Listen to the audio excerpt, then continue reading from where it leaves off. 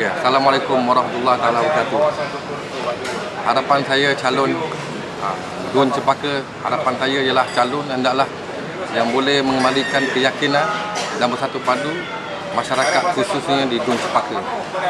Calon ialah di kalangan calon yang diterima oleh berbilang kaum, Cina, India dan juga Melayu. Saya nampak sini beberapa calon yang berpotensi untuk mencapai kemenangan sebagaimana Yang Amat Berhormat Datuk Seri Najib meletakkan seseorang calon yang boleh menang. Di sini saya nampak dan saya lihat bahawa Yang Berbahagia Datuk Haji Ma'arif adalah salah seorang calon yang berpotensi untuk bertanding di kawasan Dun Cempaka. Garanti boleh menang.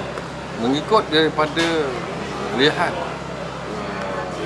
beliau boleh mencapai kejayaan kerana di kalangan kaum Cina dan India yang saya nampak mereka mengenali Yang Berbahagia Datuk Arif kerana selama ini beliau telah pun memenangi di kursi ini selama 4 pegat. Tapi ada orang kata Datuk Arif dampak penggal begitu kawan dan dia macam mana? Sesiapa juga pun yang jadi calon, harapan saya adalah semoga beliau dapat memberi kerjasama kepada Yang Berbahagia Datuk untuk meyakinkan kepada pengundi-pengundi selain pada Melayu untuk mengundi Barisan Nasional. Nampak ramai juga di kalangan pemimpin di peringkat bahagian yang seperti Yang Berbahagia Tuan Haji Suhaimi, Tuan Haji Mustafa dan juga Saudara Jamaluddin Beropah, kerana mereka juga berkaliber.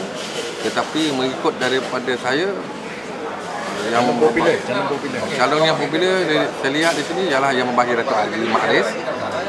Selain pada kalau kata Muhammad Datuk Najib, nampak yang lain, saya rasa yang 3 orang saya yang sebutkan tadi lah juga berpotensi juga yang boleh mengembalikan keyakinan. Yang penting mereka ini memberi kerjasama kepada Yang Berbahagia Datuk Haji Ma'arif kerana beliau adalah mantan untuk Dun Cempaka. Sekian, terima kasih.